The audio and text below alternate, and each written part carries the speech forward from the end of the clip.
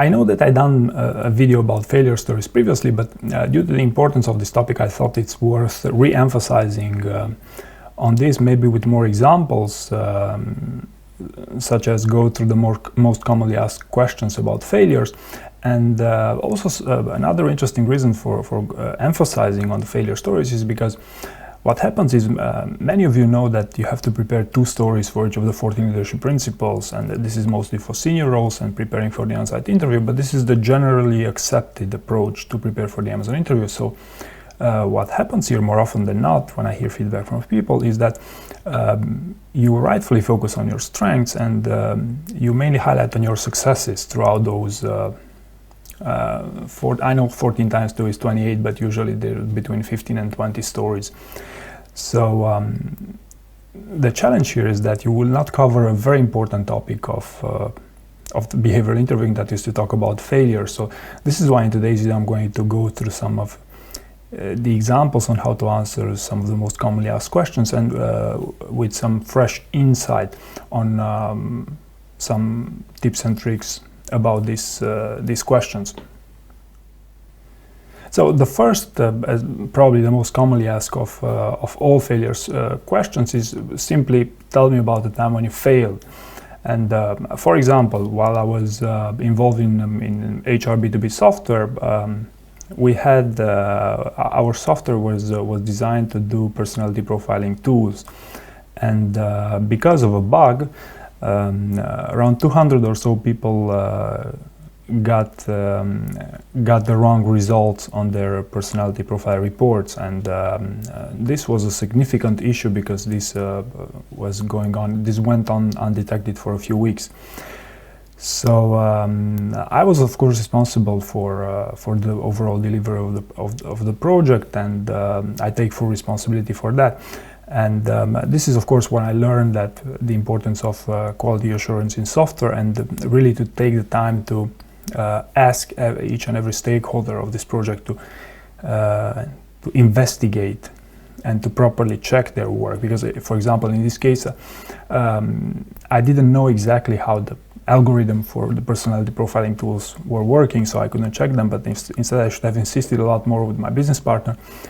Hey, you should definitely check this out before releasing. So of course this is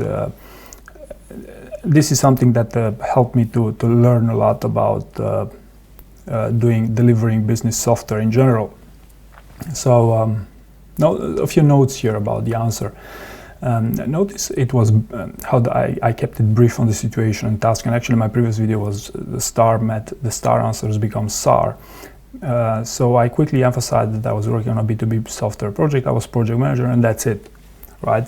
Then I went on to be concise about talking about the failure.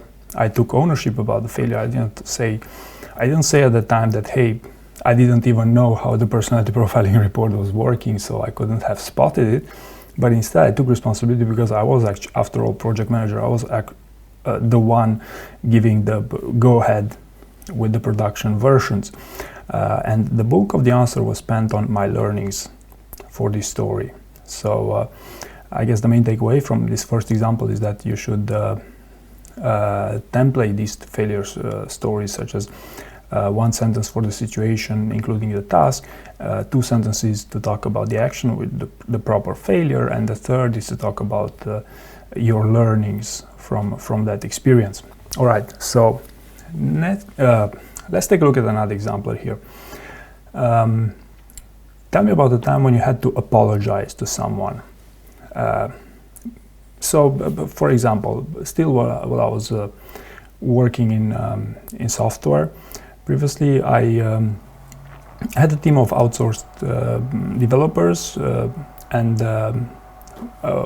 on one such occasion I had a very talented team lead, but I felt like she didn't understand the importance of communication and giving regular status updates. So I thought I'd schedule a coaching session with her, one-on-one with her, to try to re-emphasize on these things. So during our conversation, I still felt like she wasn't really into the conversation. So I tried to do some role play with her. So I said, what would you do if you happened this? And she didn't know how to answer some of the questions, and the situation got a bit more tense, and she actually started to cry at some point. And this is actually this is a situation that I wish I could have handled differently, because especially a different culture look at things in different ways. So I could have definitely polished my approach in that given situation, and also act as a better listener. So whenever I would have felt that she got demotivated with these things, I should have definitely employ a better approach here. But luckily enough, she went on to stay to work for me for the next 6 years or so. So this example talks about actually one of my weaknesses, that I'm sometimes being too direct, too straightforward. And whenever you're mentioning an answer, you will be actually screened on 3 things. You will be screened on fit, on job fit, whether you're going to be a good fit inside Amazon in this case. The second is whether you have the necessary motivation to get the job done. And the third one, whether you have the necessary strengths, the aptitudes to get the job done. And I believe in this case, it's a very tricky line. It's a very fine line when you're being screened for job fit, whether if you're going to be a great coworker. I mean,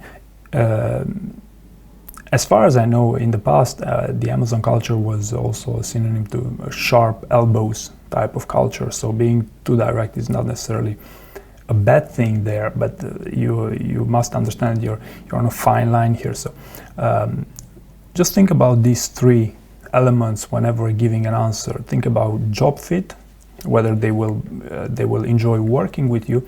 Think about motivation, and think about your strengths, whether you're emphasizing enough of your strengths. And in each answer you give, you should focus on at least 1, if not 2, maybe even 3, but I wouldn't recommend going that far. And actually, in a similar fashion, with the leadership principles, whenever I'm making an answer, I wouldn't emphasize on more than 1, maximum 2 leadership principles. Why? Because I believe the answer will not send the right message. I'm not good enough, at least I'm speaking for myself, I'm not good enough to speak more than 2 leadership principles that I'm confident that the interviewer will understand. So that's why I would go with only 2 of them, only 1 of them, to be honest with you, most of the time. Let's look at the third failure question here would be a time when you missed an obvious solution to a problem. And if you remember the 3 elements that they would look for in an answer, in this one I would think it would be more about motivation and fit. And to give a sample example here, when I missed an obvious solution to a problem was in my early days on YouTube. I was actually published content that I thought was interesting, but I didn't gain a sizable audience there. And actually it went on for a few months, and I actually failed to produce content that's compelling enough to watch.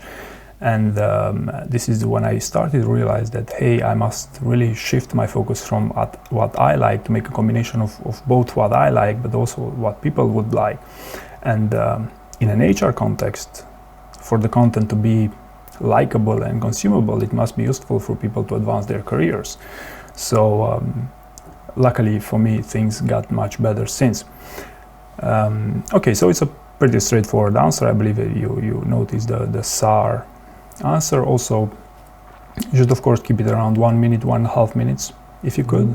So it's not too detailed, right? So it doesn't get boring.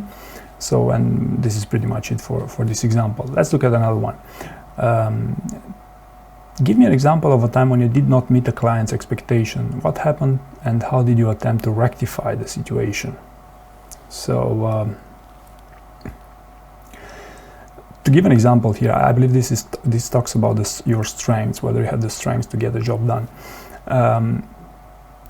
for example, in my coaching business, whenever there are times when I'm coaching people that are a lot smarter than myself, and I feel like that during our session, I do not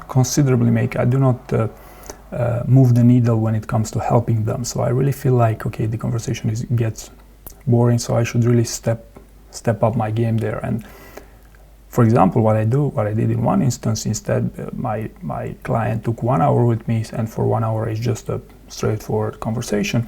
But since I knew that wasn't adding enough value for them, I actually added a bit more information on the game. I gave him some insight that I would only give to my training programs, to my multiple hour assignments. And this is how actually I rectify the situation and make it a success story. And actually, they ended up booking subsequent sessions with myself.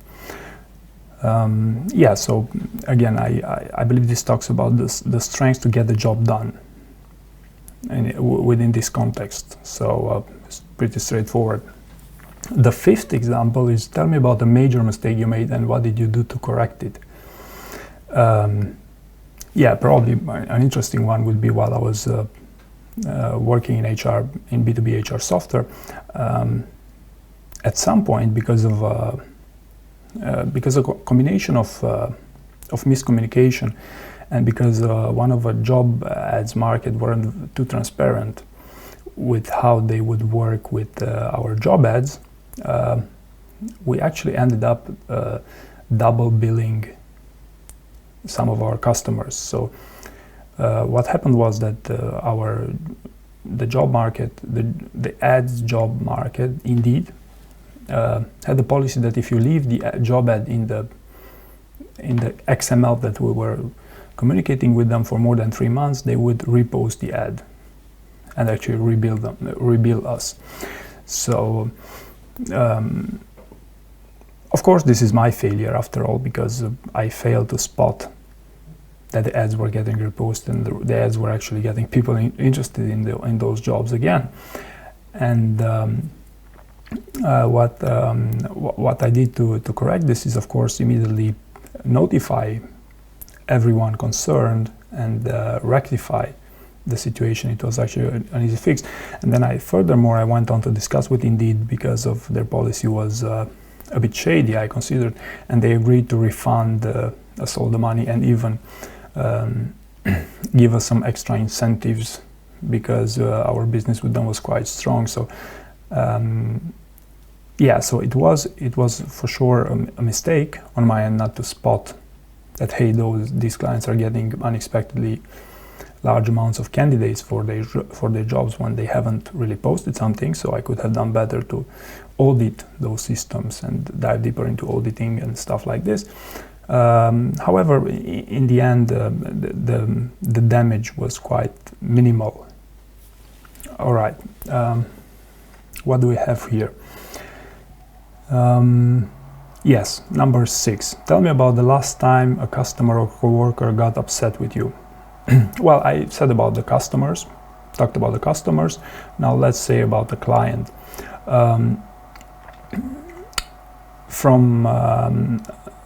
At the time as I was involved in the HR software business, my business partner was quite picky when it came to creating layouts for our software, and actually at the time it happened for him to get pretty angry on me, because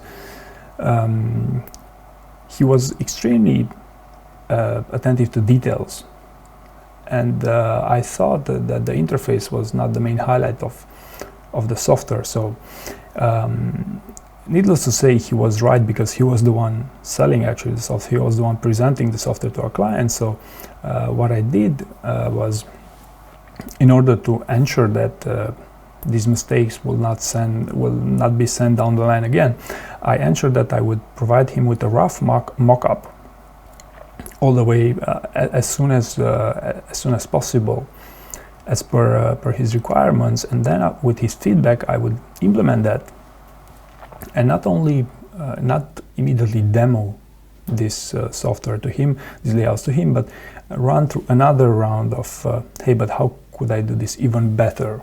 How could I polish it even better? And only then present it to them. And this actually helped me to prevent such tense situations between us on the longer term. Again, a pretty straightforward example, maybe a bit more suitable for technical roles, because this was from, of course, my technical experience. And yes, I believe it's clear to understand. Let's look at another one, number 7 now. Tell me about a goal that you failed to achieve. Now, I've been focusing until now on about technical examples, so what if I make a business example right now? So I would say that the biggest business goal that I failed to achieve in my career was while being involved in a B2B software as a service. This was around 4 years ago, and I was actually working with my business partner to develop a software application, and I actually failed to develop that into a multi-million-dollar business. This being said, this was a great opportunity for me to learn the insights of how HR works, and tracking each and every step of upwards of 200 hiring managers for a period of 5 years taught me a lot of things about how this business works. And even so, I would say that the software still exists today, and it's during the time that I was involved, it was growing. Just that, you know, it wasn't growing on an exponential trajectory. But overall, even this video contains valuable insight that I managed to, that I was brainstorming during those early days when I got involved in HR in general. So this would be a failure in a more business-like context for, I would say, for a failed startup, if you want, right? So if this would apply to your role, then yes, I believe this could be a good example. Let's move on. Number 8. Tell me about a decision that you regret. Yeah, probably the most recent decision that I somewhat regret is that I haven't been publishing videos on my YouTube channel for a while. I mean, in the past month or so. And actually, I've been quite busy developing my business and stuff, but still, I would have very much preferred to prioritize sharing this information as to catching up with the business side of things, and with setting up the business. And this actually, it is a learning for me because I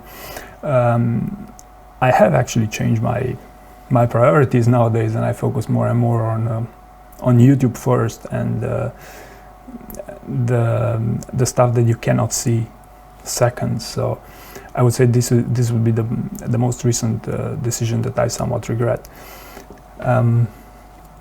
Number 9. Give me an example of a team project that failed.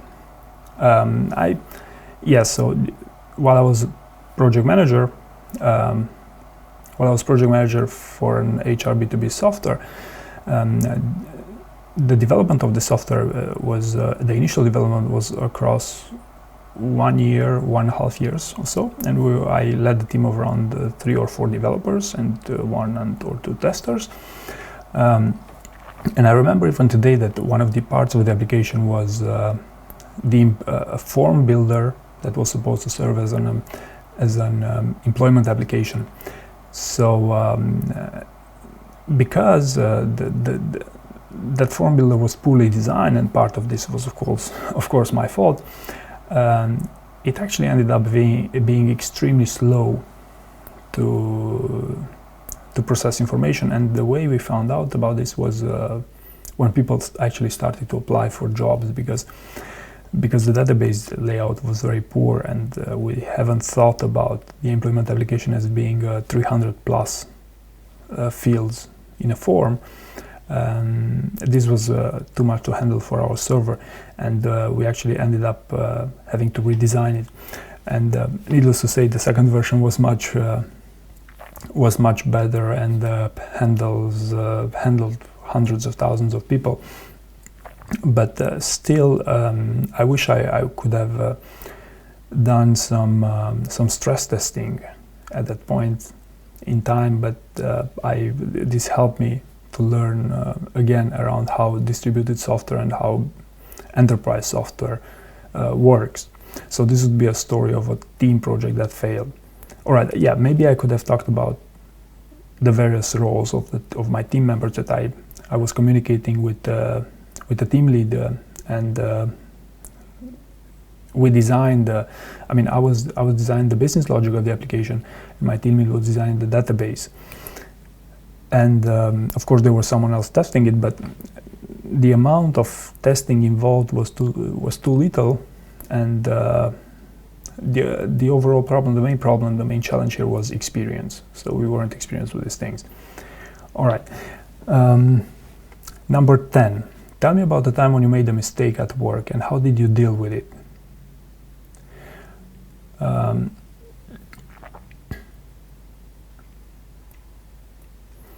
So tell me about the time when you made a mistake at work and how did you deal with it? One mistake I did in my current business just in the past 2 weeks or so is that I wrongfully put some running shoes as an expense on my business, which is management consulting, one of my businesses. And actually my accountant got pretty upset about this, and we're working to rectify the situation. Needless to say that I learned that you cannot deduct company expense that is not company's business, right? Because I'm not running a sports business, but I'm running a management consulting one. So this would be a mistake that I made at work in the past 2 weeks. But of course, you could employ many other types of mistakes, such as from your technical expertise or from working with clients and so on. But this would be something I would choose. Number 11. And by the way, just 2 more examples. Tell me about the time when you were not able to meet a time commitment. What prevented you from meeting it? What was the outcome, and what did you learn from it? So a time when I was not able to adhere to the time commitment is a recent example for this was while working on my website. The way it works is that I only accept PayPal payments, and I'm working with the payment gateway to implement their API to be able to process credit card payments. And for this, there's a whole application. There's a complete application going on. There's a big complex process. And I had an initial discussion with someone from the bank, and we decided I'd provide them with some information with some privacy policies and terms and conditions for the website as soon as they are done with their requirements, which I actually did send them within 3 days or so. But because my email was containing too many links in it and it was sent during the night, their email service didn't deliver that email. And actually I got called by the bank, by that person, after 2 weeks, telling me, "Hey Dan, but what's going on? We don't have the information. What can be done to proceed here?"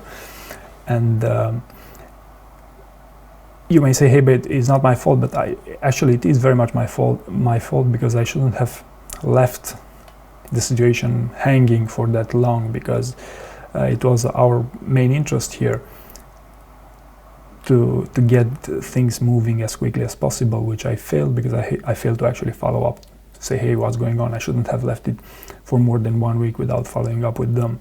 So this would be a situation like this. And what I'm doing right now is, of course, to keep on to of course communicate by email, but also by phone. And nowadays I also have multiple points of contact there. So the situation the communication aspect has definitely improved since. And finally, the 12th example, describe an example of when you took a risk and failed. So again, I'll go with a business example here because I mean, it's a professional business, yeah, because I've been doing quite a few of technical ones so far. So probably a time when I took a risk and failed was moving when moving out from Romania to the West, and actually I've done so with the purpose of developing a business there, and if in the first years this proved to be something quite interesting to develop on, I sadly realized that it was not the right type of environment for me, especially for that occasion. So I actually failed to deliver a minimum viable product or a minimum viable business that worked for that specific. I'm talking about Western Europe here. So I failed to deliver a business that delivers in that environment. And I believe one of the main reasons why it didn't work is because I underestimated the amount of time it takes to understand the specific values and to understand the specific needs of a market that I do not know. So, of course, needless to say, I learned a lot. Much of the presentation tricks that you see on this channel and much of many other content that I developed was very much driven by the experience that I got while working within that Western environment and actually with the arts business. And doing YouTube videos is actually a form of art. So I definitely do not regret it, but this is definitely an example where I took a risk and failed. But I'd say it's very much evolving in the right direction. All right, so these would be 12 examples of questions that would that would ask you about failures. So I try to answer it to the best of my knowledge, and also for multiple types of roles that you might be applying for. But essentially, the main reason why I'm doing this is to serve as a brainstorming exercise and to understand that if the answer sounds good to you, then it's good. If it doesn't sound good to you, and by the way, if my answers don't sound good to you, then it means they are not for you, right? So if you are someone that prefers developing for 2 minutes on an answer, that's fine, that's perfectly fine. It's just that if you go to 5 minutes, then I believe you're in a much dangerous position. Or on the other hand, if you prefer to be more concise and look at these things as a starting point of a conversation, that's even better. But again, my main point here was that failure stories are super important part, and if you master these things within a job interview, you can say that you are well prepared for the behavioral part of the interview. So this is, I believe, pretty much it. I hope you find this information useful, and thank you very much for watching.